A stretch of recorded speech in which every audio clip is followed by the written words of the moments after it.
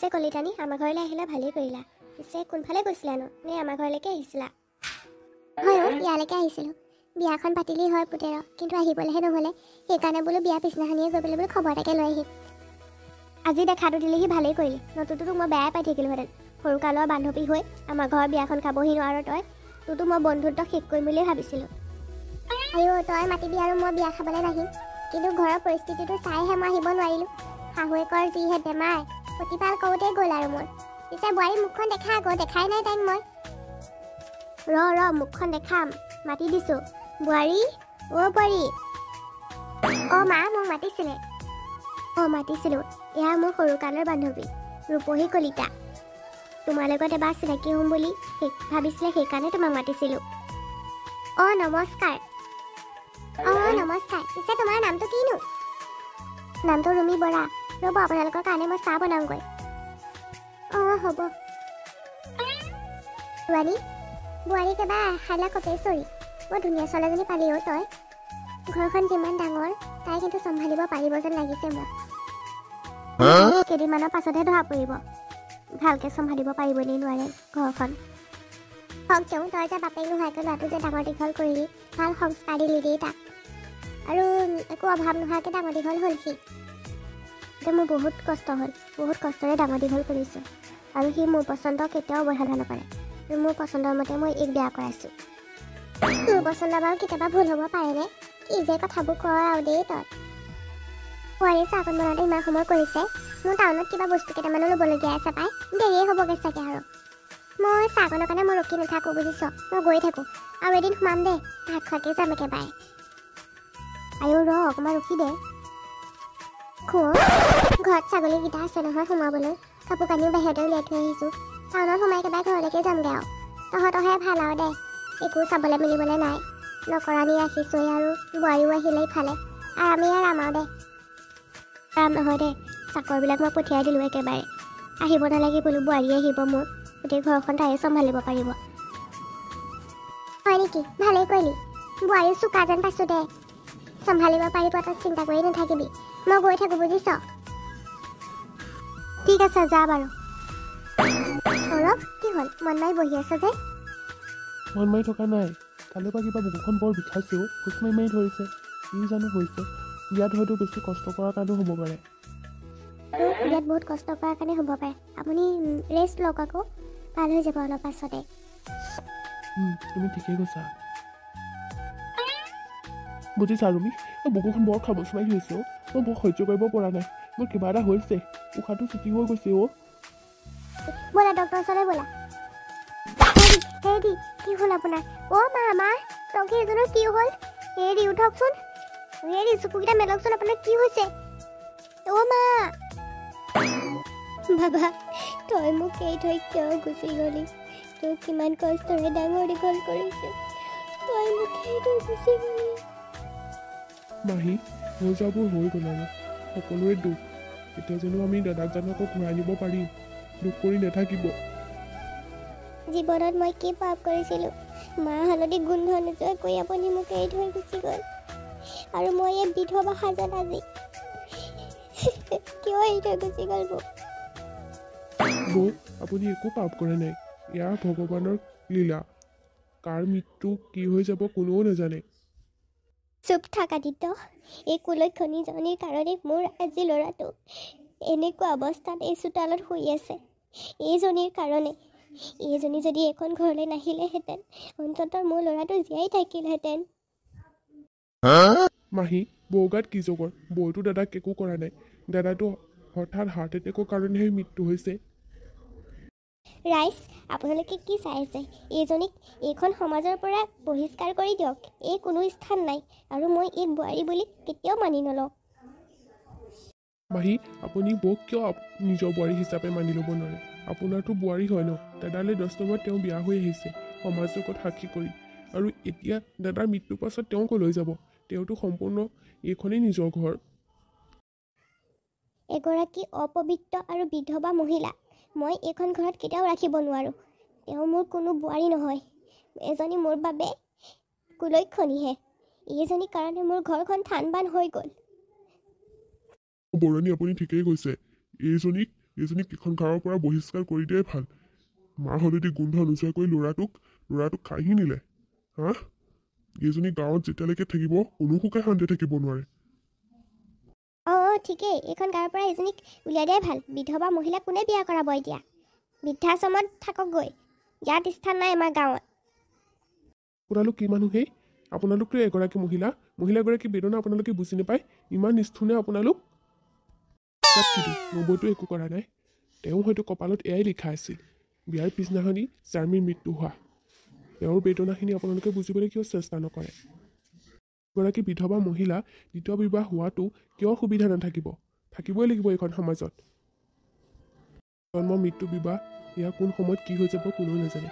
ইয়াৰ কপালৰ লিখন। গতিকে এগৰাকী বিধৱা মহিলাও দ্বিতীয় বিবাহ হোৱাৰ অধিকাৰ আছে, আৰু এই অধিকাৰ মই দিম। মোৰ নবৌক মই বিয়া কৰাম। অ' বোপা, তই এনেকুৱা নকৰিবি। বাইদেউটো কিমান কষ্টৰে ডাঙৰ দীঘল কৰিছে, আৰু এই কুলক্ষণীজনীক নি পেলাই তই ঘৰখন ঠান বান নকৰিবি। দেখিছ নহয় ককাৰে জীৱনটো কেনেকৈ কাঢ়িলে। নবৌ কুলক্ষণী আৰু অমংগলীয়া নহয়, আৰু কোনেও যেতিয়া নবৌক এইখন সমাজত নাৰাখেই, মই তেওঁক পত্নীৰ স্থান দিম, নিজৰ ঘৰলৈ লৈ যাম। মা, অ' মা, চোৱাহি এইফালে দাদাই কি কাম কৰিলে। ৰামফা চনো কেলে মাৰিছনো? কি কৰিলেনো? ঐ, তই এইবোৰ কি কাম কৰিলি অ' বোপাই? মইতো একো বেয়া কাম কৰা নাই, বিয়া পাতি আনিছোঁ। বোৱাৰীক আদৰিব লাগে আকৌ তোমালোকে। তই সাধাৰণ ছোৱালীজনী বিয়া পাতি অনা হ'লে মই তোক আদৰি নিলোহেঁতেন। আৰে বিধৱা বোৱাৰী এজনীক তই বিয়া কৰি আনিছ, ইফালে তোৰ ককাইৰ নবৌয়েকক। তোৰ লাজ লগা নাই? ককাইদেউ পত্নী হৈ থকা নাই, এতিয়া মোৰ পত্নী। এইখন ঘৰৰ একমাত্ৰ ল'ৰা বোৱাৰী হয়। ককাইৰ মৃত্যু হোৱা এই এদিন সম্পূৰ্ণ হোৱাই নাই, তই একেদিনে তই এই নবৌয়েক বিয়া পাতি আনিছ। তই সকলো মান সন্মান সকলো শেষ কৰিলি মোৰ সমাজৰ আগত। নাক কাণ কাটিলি তই। ঐ, তই মোৰ ভনীৰ ঘৰত তই গোটেই ঘৰখন ঠান বান কৰিলি। একমাত্ৰ ল'ৰা তই কাঢ়ি নিলি, এতিয়া মোৰ ল'ৰাটোৰ তেজপা খাবলৈ আহিলি। হা, মোৰ ল'ৰাটোকো মায়া জালত ফচালি তই। হা, মই আপোনাৰ ল'ৰাক মই একো মায়া জালত ফচা নাই, আৰু এইখন বিয়া ময়ো অমান্তিক। মই বৃদ্ধাশ্ৰম গুচি গ'লোহেঁতেন, কিন্তু আপোনাৰ ল'ৰাই জোৰ কৰাৰ বাবেহে এইখন বিয়াত বহিব লগা হ'ল। অঁ হয়েই নেকি? হা, তহঁতৰ ছোৱালীবিলাকক মই ভালদৰে বুজি পাওঁ। এটা ল'ৰা পেট নভৰে আৰু ইটো ল'ৰা মায়ে জালত ফচাই ল। তহঁতি ৰাক্ষসীহে। তহঁতি মোৰ ল'ৰাটোক গোটেই তেজপা খাবলৈ আহিলি, এইখন ঘৰত ঠান বান কৰিবলৈ আহিলি। বাবা, তই মোক ক্ষমা কৰিবি। এইজনীক মই এইখন ঘৰলৈ সোমাব দিব নোৱাৰোঁ। মোক ক্ষমা কৰিব। আপোনালোকৰ ঘৰখন মই ধ্বংস কৰাৰ মোৰ কোনো প্লেনিং নাছিল, আৰু আপোনাৰ ল'ৰাই জোৰ কৰাৰ বাবে এইখন ঘৰত বিয়া বহিব লগা হ'ল। এতিয়াই গুচি যাম মই এইখন ঘৰৰ পৰা। আপোনালোকৰ সুখৰ সংসাৰখন মই নাভাঙো। ৰ'বা, ক'ত যোৱা তুমি? এইখন ঘৰৰ তুমি এতিয়া বোৱাৰী, গতিকে তুমি এতিয়া ক'লৈকো যাব নোৱাৰা। এইখন ঘৰেই তোমাৰ। তোমাৰ সমাজৰ প্ৰতি একো সন্মান হানি হোৱা নাই, আৰু এগৰাকী বিধৱা মহিলাৰ দ্বিতীয় বিবাহ হোৱাটো সমাজত এটা প্ৰথা থাকেই মা, আৰু মই একো ভুল কাম কৰা নাই, মই জানো। তুমি যদি নিজৰ বোৱাৰী হিচাপে মানি ল'ব নোৱাৰা, তেতিয়াহ'লে এইখন ঘৰৰ পৰা মই ওলাই গুচি যাম, আৰু কেতিয়াও এইখন ঘৰলৈ ঘূৰি নাহোঁ। নাই বাবা, তই তেনেকুৱা সিদ্ধান্ত তই নকৰিবি। এইজনীৰ কাৰণে তই আমাৰ বাবে দূৰ হ'ব নালাগে। মই মানি ল'ম দে নিজৰ বোৱাৰী হিচাপে। ৰুমি, খানাটো বৰ ধুনীয়া বনাইছা। মই ভাবিছিলোঁ প্ৰথম দিন পাকঘৰত আৰু খানা চানা কিবা কিবি বেয়া হ'ব বুলি ভাবিছিলোঁ, কিন্তু আপুনি যেতিয়া ভাল লাগিছে বুলি ক'লে নহয়, মনটো বহুত ভাল লাগিছে। নেকি? মই পিছে এতিয়া কামলৈ যাওঁ নহয়, মাহঁতক ভালদৰে খুৱাব আৰু যত্ন ল'বা। এটা কথা শুনকচোন, আপুনি এখন ঘৰলৈ বিয়া কৰাই আনি বহুত ভুল কাম কৰিলে। নিজৰ বিপদখিনি কিয় চপাই নিলে? মা, ভণ্টি আৰু এইখন সমাজে মোক কোনো আঁকোৱালি লোৱা নাই। কিয় নিজৰ মান সন্মান হানি কৰিছে আপুনি? একো সন্মান হানি হোৱা নাই। নিজৰ পচন্দৰ মানুহগৰাকী বিয়া পতাটো কি ভুল নেকি? তোৰ পচন্দৰ মানুহগৰাকী মানে বুজা নাই। যেতিয়া দাদাৰ কাৰণে ছোৱালী বিচাৰিছিল আৰু বিয়া ঠিক কৰিছিল, তেতিয়া তোমাৰ ফটোখন মোৰ চকুত পৰিছিল, আৰু তেতিয়াই তোমাক মোৰ পচন্দ হৈছিল। কিন্তু দাদাই পচন্দ কৰাৰ কাৰণে মই একো মাত নামাতিলোঁ। নিজৰ পচন্দৰ মানুহগৰাকীক আৰু অৱশেষত মই পালোঁ। চোৱা, ভাগ্যই আমাক মিলন কৰাহি আহিলে। দাদা গুচি গ'ল কি হ'ল, কিন্তু অৱশেষতো মই তোমাক পালোঁ। তোমাক জীৱন সংগী হিচাপে পাই মই বহুত সুখী। চাকৰি কৰিছেনে আপুনি? সঁচাকৈ কৈছোঁ। আৰু শুনা, তুমি মা দেউতা আৰু সমাজে তোমাক আঁকোৱালি নল'লেও মই আঁকোৱালি লৈছোঁ নহয়। মই তোমাক ভাল পাওঁ আৰু তোমাক জীৱন সংগিনী হিচাপে পাই মই বহুত সুখী। আৰু আনৰ আগত চকু নিদিবা আৰু নিজৰ কৰ্ম নিজে কৰি যাবা। কথাখিনি শুনি এনেকুৱা লাগিছে যেন মোৰ দুখবোৰ অলপ পাতল হৈছে। আপুনি আঁকোৱালি লৈছে যেতিয়া মই সুখী, মোৰ বেলেগ একো নালাগে। এতিয়া মই কামলৈ যাওঁ, দেৰি হৈছে। ঘৰখন ভালদৰে চাবা আৰু মন মাৰি নাথাকিবা। অ' মহাৰাণী, এনেকৈ বহি থাকিব নহয়, ঘৰৰ কামবিলাক আপুনি কৰিব। মই গোটেই কামখিনি কৰিয়ে আহিছোঁ, ভাগৰ লাগি যায় কাৰণে অলপ বহিছোঁ। হাই কাম কৰি একেবাৰে ফলাই দিছ তই। মোৰ ল'ৰাটো তেওঁ তেজচোপাটো খালি, তাৰ মায়াজালত ফচা পেলাই বিয়াখনত বহিলি। এতিয়া আৰামত একেবাৰে মহাৰাণীৰ দৰে খাবলৈ আহিছে এখন ঘৰত। মই বিয়াদিনাখনি কৈছোঁ আৰু এতিয়াও কৈছোঁ, আপোনাৰ ল'ৰাক মই একো মায়াজালত ফচোৱা নাই। তেওঁ নিজ ইচ্ছামতে এইখন ঘৰলৈ মোৰ বিয়া কৰাই আনিছে। আপোনাক দেখা গৈছে নবৌ, আপুনি কোন কেনেকুৱা। ইফালে আপুনি নবৌ, মোৰ দাদাক মানে ফচাবলৈ কোনো লাজ লগা নাছিল। নবৌক এজনী ইফালে ভাইক এটালৈ বিয়া হৈছে, এইটো যে সন্মানহানি হোৱা নাইনে বাৰু। ডাঙৰ নবৌকে ইফালে ভাইকটোলৈ মোৰ ল'ৰাটোলৈ বিয়া হৈছে, এইটো সন্মানহানি হৈছেতো। বয়সীয়াল মানুহ এগৰাকী সৰু ল'ৰাটোলৈ বিয়া হৈছে, কিন্তু মোৰ একমাত্ৰ ল'ৰাৰ বাবে তোমাক এইখন ঘৰৰ পৰা উলিয়াই দিয়া নহ'লে, সি ওলাই যাম বুলি কোৱাৰ কাৰণে। নাজানো আৰু সি কি মায়াজালত ফচিলে। এখন ঘৰলৈ যেতিয়া দাদালৈ বিয়া হৈ আহিলে, তেতিয়াহ'লে ঘৰৰ কাম সকলো কৰিব লাগিব। আৰু কাপোৰ কানি গোটেইখিনি ধুব লাগিব তুমি। কাঁহী বাতি সেইগাল পৰিয়ে আছে, সেইগাল কোনে ধুব। কালি এগালমান দেখোন ধুই আহিছিলোঁ, আৰু কাঁহী বাতি বাচন বৰ্তন সকলোকে খুৱাই দেখোন আজৰি কৰি আহিছিলোঁ। আকৌ কাপোৰ কানি ক'ব আনালে। আমাৰ কাপোৰ কানিগাল সেইগাল পৰি আছে নহয়, আৰু এগাল ওলাইছে, যা সেইগালো ধুই লৈ যা। এইখন ঘৰলৈ আহিছ যেতিয়া মহাৰাণী গতে বহি থাকিলে নহ'ব, ঘৰৰ কাম সকলো কৰিব লাগিব। ধুই দিছোঁ বাৰু। মা বুলি এটা উচ্চাৰণ কৰি নামাতিবি তই। তোৰ এই পপীয়া মুখখনত মোৰ মা শব্দটো তোৰ মুখত শোভা নিদিয়ে। তই মালিকনী বুলি মাতিবি মোক, কাৰণ তই এইখন ঘৰৰ চাকৰহে। ঘৰৰ প্ৰতিটো কাম তই কৰিব লাগিব আজিৰ পৰা। মই কি ভুল কৰিছিলোঁ আপোনালোকে যে ইমান অত্যাচাৰ কৰিছে? নে মোৰ বিধৱা হোৱাটো, নে মই এইখন ঘৰৰ বোৱাৰী হৈ অহাটো কিবা ভুল কৰিছিলোঁ? প্ৰতিটো উত্তৰ প্ৰশ্ন দিবলৈ আমাৰ হাতত সময় নাই। তোৰ যিখিনি কাম কৰিছোঁ সেইখিনি কৰ। এজনীৰ লগত লেকচাৰ মাৰি আমাৰ সময় নষ্টহে হৈছে। মা ব'লা ভিতৰলৈ ব'লা, আৰু শুনা, যি কাম দিছা সেইখিনি সোনকালে কৰাগৈ। হ'লে তুমি যে ইয়াত মন মাৰি বহি আছা, আৰু তুমি একো খোৱাও নাই, কিবা হ'ল নেকি তোমাৰ? পোহা নাই, আপোনাক কিয় লাগে? ঠিক আছে বাৰু, তুমি ক'ব বিচৰা নাই একো নাই, কিন্তু তুমি নিজৰ বা বুলি ভাবি কথাখিনিতো তুমি ক'ব পাৰা। কিবা এটা মই সমাধান দিবই পাৰোঁ বা। মই আপোনাক কথাখিনি কেনেকৈ কওঁ ভাবিয়ে পোৱা নাই। হ'ব হিচাপে নহয়, নিজৰ বাইদেউ হিচাপে কথাখিনি কোৱা। মই ল'ৰা এটা ভাল পাইছিলোঁ, এবছৰমানেই হ'ল, কিন্তু তাৰ মোবাইলত কিছুমান প্ৰাইভেট ফটো আছে। সেই প্ৰাইভেট ফটোখিনি সি মোক দেখুৱাই ব্লেকমেইল কৰে, আৰু মোৰ পৰা সদায় মাহে মাহে পইচা লয়। মই যেতিয়া তাক পইচাখিনি নিদিওঁ বুলি কৈছিলোঁ, সি ছ'চিয়েল মিডিয়াত দি দিম বুলি কৈছে। মোৰ জীৱনটো সকলো শেষ হ'ব। মাও নাজানে সেইখিনি কথা, আৰু দাদাও নাজানে। মোৰ জীৱনটো শেষ হৈ যাব নবৌ। আপুনি মোক কিবা এটা কৰক, আপুনি কিবা উপায় দিয়ক। তুমি চিন্তা নকৰিবা, মই আছোঁ নহয় তোমাৰ লগত। ব'লা, এইখিনি কথা মাক এতিয়া নক'বা। আমি থানাৰ পৰা আহোঁগৈ, থানাত কেছ দি দিওঁগৈ ব'লা। নহ'লে এইবিলাক ল'ৰাই বেছি ওপৰলৈ উঠিলে কি কৰিব ঠিক নাই। এতিয়া সময় থাকোঁতে আমি থানাত কেছটো দি দিয়াই ভাল। ব'লা, তুমি ঠিকেই কৈছা নবৌ, ব'লা।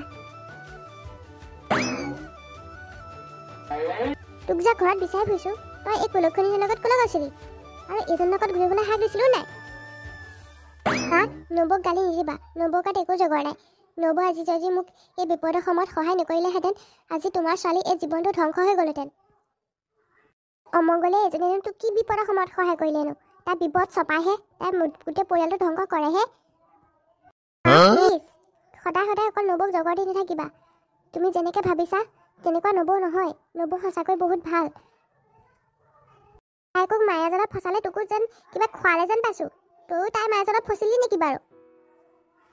তুমি মোৰ নিজৰ মা, কিন্তু মই তোমাক কথাখিনি ক'ব নোৱাৰিলোঁ। কিন্তু নবৌ নিজৰ বা হিচাপে মোক বিপদৰ সময়ত সহায় কৰিছে। একেবাৰে বিপদৰ সময়ত সহায় কৰিলেনো তোক? মা, মই ল'ৰা এটাক ভাল পাইছিলোঁ। তাক ভাল পোৱা এবছৰমানেই হ'ব। তাৰ কিবা মোৰ হেনো প্ৰাইভেট কিছুমান ফটো আছে। সেই প্ৰাইভেট ফটোখিনি সি মোক দেখুৱাই ব্লেকমেইল কৰে, আৰু মোৰ পৰা সদায় মাহে মাহে পইচা লয়। আৰু সেই নবৌ কথাখিনি কোৱাৰ বাবেই আজি পুলিচ থানাত কেছ দি সেই ল'ৰাটো ধৰা পৰিল, আৰু তাক জেলত ভৰাই থৈছে। আজি নবৌ নথকা হ'লে আজি মই এই বিপদৰ সময়ত কেতিয়াও হাত সাৰিব নোৱাৰিলোহেঁতেন। মোৰ জীৱনটো ধ্বংস হৈ গ'লহেঁতেন মা। এই সমাজৰ আগত মই মুখ উলিয়াব নোৱাৰা হ'লোহেঁতেন। কিন্তু নবৌৱে মোক সেই বিপদৰ সময়ত বচালে। নবৌ সঁচাকৈ ভাল মা। তুমি নবৌক বহুত ভুল বুজিছা। তই সঁচাকৈ কৈছনে? অঁ, সঁচাকৈ কৈছোঁ মা। বোৱাৰী, মোক ক্ষমা কৰি দিবা। মোৰ বহুত ডাঙৰ ভুল হৈ গ'ল। তুমি নথকাহেঁতেন আজি মোৰ ছোৱালীজনী জীৱনটো ধ্বংস হৈ গ'লহেঁতেন। কিন্তু আজি তুমি সেই মোৰ ছোৱালীজনী বিপদৰ সময়ত সহায় কৰিলা। মই ভাবিছিলোঁ তুমি এইখন ঘৰলৈ অহাৰ লগে লগে সকলো ধ্বংস হ'ব, যেনেকৈ মোৰ ভনীৰ ঘৰখন তুমি শেষ কৰি থৈ আহিছা। কিন্তু এয়া নিয়তিৰ খেল। জন্ম বিবাহ মৃত্যু কাৰ কোন সময়ত হ'ব কোনেও নাজানে। মই সেই অপবিত্ৰ আৰু কুলক্ষণী বুলি ভাবি তোমাক বহুত অত্যাচাৰ কৰিলোঁ। কি জানিবা মোৰ ঘৰখন তুমি ধ্বংস কৰা। মোৰ বহুত ডাঙৰ ভুল হৈ গ'ল। কিন্তু তুমি আজি মোৰ ঘৰখন বচালা। তাৰ বাবে বহুত ধন্যবাদ বোৱাৰী। মোক ধন্যবাদ দিব নালাগে। এইখন ঘৰৰ বোৱাৰী যেতিয়া মই এই ঘৰখনৰ গোটেই কৰ্তব্য পালন কৰিছোঁ। আপুনি যে নিজৰ ভুলখিনি স্বীকাৰ কৰি লৈছে, সেইটোৱে বহুত ডাঙৰ কথা। হ'লেও বোৱাৰী, তোমাৰ আগত মই মুখ উলিয়াব লাজ লাগিছে। তোমাক কিমান অন্যায় কৰিলোঁ। আপুনি মোৰ আগত ক্ষমা খুজি মোক লাজ নিদিব। আপোনাতকৈ মই সৰু হয়। আপুনি হ'ল এইখন ঘৰৰ মুৰব্বী। গতিকে ডাঙৰে সৰু ক্ষমা খুজিব নাপায়। মোৰ যদি কিবা ভুল হৈছিল মোক ক্ষমা কৰি দিয়ক। আমি একো ভুল কৰা নাই বোৱাৰী। অন্ততঃ এই ঘৰখন বচালা। আজিৰ পৰা তুমি বোৱাৰী নহয়, মোৰ ছোৱালী। আজিৰ পৰা মোৰ ছোৱালী দুজনী। নিজৰ ছোৱালীৰ দৰে ভাবি লৈছে, সেইখিনিয়ে মোৰ বহুত। আপোনাক বহুত বহুত ধন্যবাদ মা। ধন্যবাদ দিব নালাগে। তুমি যে মোৰ ঘৰখন বচালা সেইখিনিয়ে বহুত। এতিয়া গোটেই ঘৰৰ দায়িত্ব সকলো তোমাৰ।